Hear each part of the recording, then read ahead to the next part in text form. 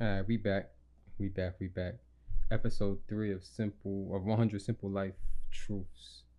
This episode is called Unhappiness is Simple. But before I get into the book, I just want to say that I feel so confident and like I'm really not to seem cocky or full of myself, but I really feel so confident in life. Like so much has been thrown at me.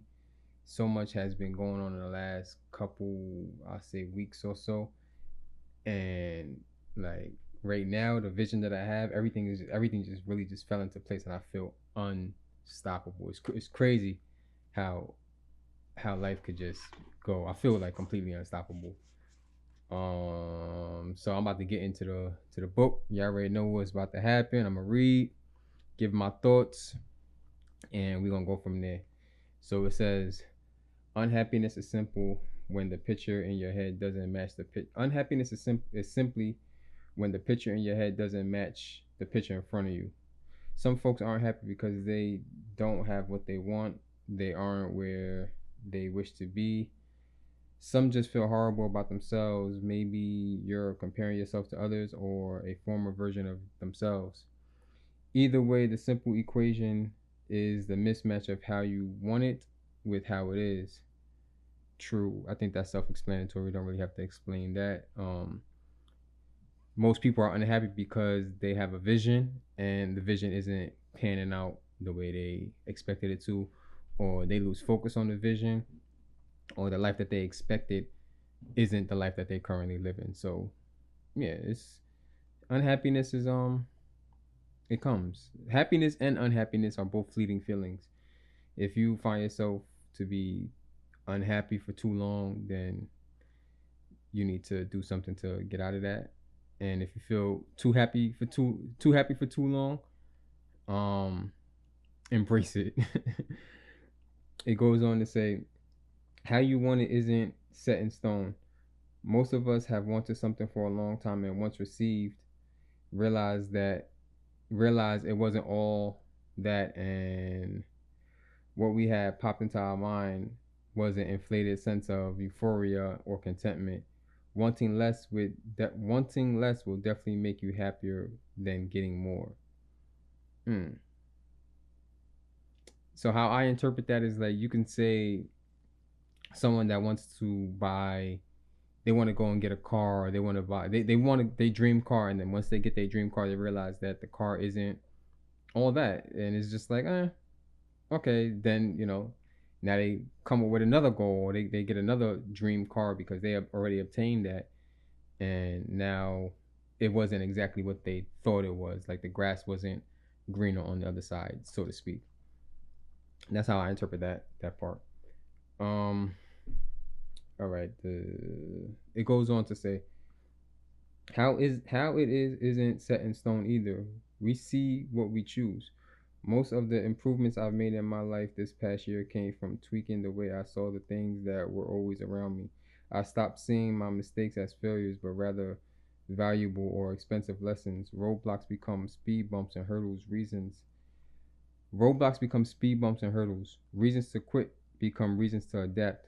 A motivation to smash through.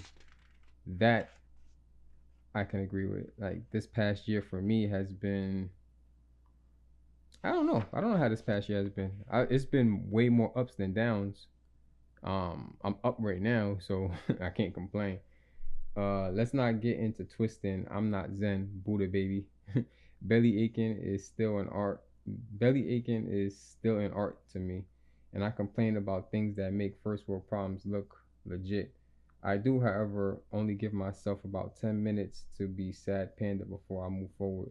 Ask myself, how how did you want it? Reevaluate how it is and try to tweak and adapt both, bringing them a bit closer together. So he's basically saying he finds a middle point. He finds a middle point. He when he gets sad about the why he when he gets sad that he's not where he wants to be in life, he stops. He gives himself 10 minutes to feel that sadness, and then he realizes that okay, I'm not where I want to be. So how do I adapt? How do I adjust? Which I would say for me, I would get into those modes and then I would just completely crash out, and then I would realize, okay, yeah, I still have my goal, I still have my end goal, but it's a different pathway to get into that goal. That kind of goes into one of the other two episodes that I did, where it's no straight lines. Is you can see the vision and you see the pathway to it, but once something changes in it, you can't just give up. You need to just readjust, re reimagine the outcome. Basically, it's still going to be the same outcome, it's just a different path. And he basically is saying that he finds a middle ground, and he understands his feelings, takes his 10 minutes, takes his time with those feelings, and then he moves on. It goes on. He goes on to say, expectations are a bigger enemy in our happiness than our circumstances. Whew, that one right there. True, true. And I know someone that can attest to that, because my expectations were a lot more. I had more expectations than the circumstances, and when those two things weren't aligned, I would just check out. And yeah, it is what it is. The fewer expectations you have, the better off you are. Agreed. Couples couple that with a positive Pete set of goggles, and things will feel even a bit more smile worthy. So basically, not necessarily lowering your circumstances. I mean, not lowering your circumstances, not lowering your expectations. He is basically saying lower your expectations. That I don't necessarily agree with. The fewer expectations you have, the better off you are. I agree with it, but I don't agree with it at the same time. Like, you still should have expectations. I got to think about that one for a second. So yes, you should have expectations, especially of yourself, but you can't expect things from other people, if that makes sense. And when he says couple that with a positive set of goggles, and things will feel a bit you not having expectations of people, and just letting people show you who they are, or be what they are, and just, or not even people, just circumstances. Just let the circumstances be what the circumstances is, or circumstances are. Yeah, that one, this one was interesting. It's the shortest part of this whole, I guess, chapter. So he goes on to say, damn, that last part kind of hit me. Expectations are a bigger enemy to our happiness than our circumstances. So pretty much lower your expectations, but not of yourself. Not of yourself.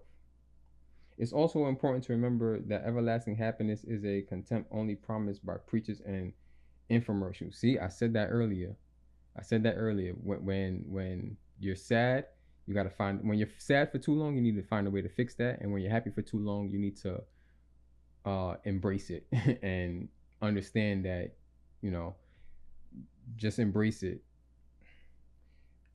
He goes on to say, it's healthy to have a morid, that's a smart word for a bunch, of emotions occupying the hotel of your heart.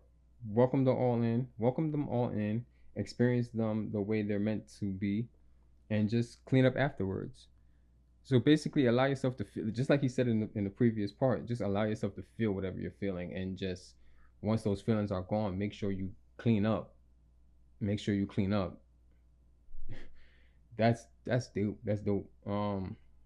You'll also realize the relationship between them. The less things anger you, the less things will excite you. Whew. Whew. That one. I like that. It's a balance. I like that balance. The less things make you cry, the less things will make you laugh. Different life experiences are going to break barriers within you, and you'll respond emotionally to things you never connected to before. Like getting all teary-eyed every time you watch the end of Fresh Prince episode with his pops. Listen, if you don't cry during that episode, you had a beautiful childhood. I don't know. That episode, the Fresh Prince episode with it's basically the main Fresh Prince episode that everyone talks about. With him and his father. That episode, no matter what, like, not even if you don't cry, you're gonna feel like, damn, like that was an emotional episode, and whatever. The next time you have a sad panda moment, next time you're having a sad panda moment can be the next time you ask yourself about the picture in your head and the picture in front of you. The moment of realization and discovery will put you in a position of power to mold both ends to bring them closer together. That was a very weird sentence. That moment of realization and discovery will put you in a position of power. Okay, I read it wrong. That moment of realization and discovery will put you in a position of power to mold both ends and bring them closer together. It works better than junk food. It works better than junk food. It's random as hell. Why would he put that in there? I kind of get what he's saying, but that's just random. It works better than junk food. Okay, okay.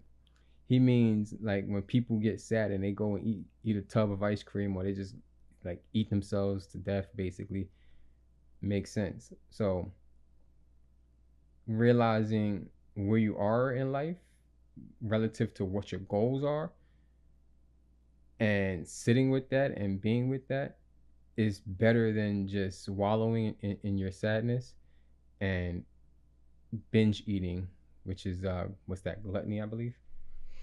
It says, the last part, it says, please note emotions are related to chemicals in your brain, and a few paragraphs from a rhyming beardo may not suffice. Don't ever be afraid to seek help if you're starting to feel helpless and overwhelmed. I have, and it has helped me a lot. I can agree with that. I personally have gone to therapy. This was years ago though, after some like devastating things that happened in my life. But when I look back on it, it's like, okay, cool, it happened. Now what? I feel like my outlook on life right now is just so beautiful. It's so beautiful. Like the amount of things that I'm gonna accomplish, the amount of things that I have set for like even just the rest of this year is like I'm in such a perfect space right now. I have no distractions. I have no distractions. I have a vision, I have a plan. And yeah, some days may be some days may be harder than other days, but the overall premise, the picture that's in front of me, and the vision that I have for later, they align so well right now.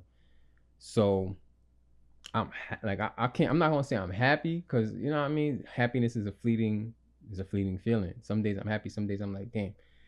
I do have. If you know me, you know my expectations of myself are crazy high, like crazy high. My last class, I got a B minus in it, and I damn near cried, broke down, because I've been a straight A student since when I wasn't a straight A student in the beginning, but since I got up my footing with school, I've been like a straight A student. I've held myself to that standard, and getting that B minus because of something that wasn't even my fault, it kind of broke me.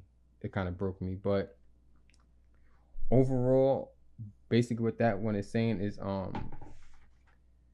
unhappiness is simple. It's simple to be unhappy, and it's okay to be unhappy as long as you don't wallow in it. You understand it. You let yourself feel those feelings, even if it's just for 10 minutes a day, 20 minutes a day. You let yourself feel the feelings of unhappiness, because that's gonna make you stronger. You're gonna look back at yourself like, bro, like when you get that confidence of like bro, who are you? When you really, like, I asked that question, I think in the last episode, like, who are you to you?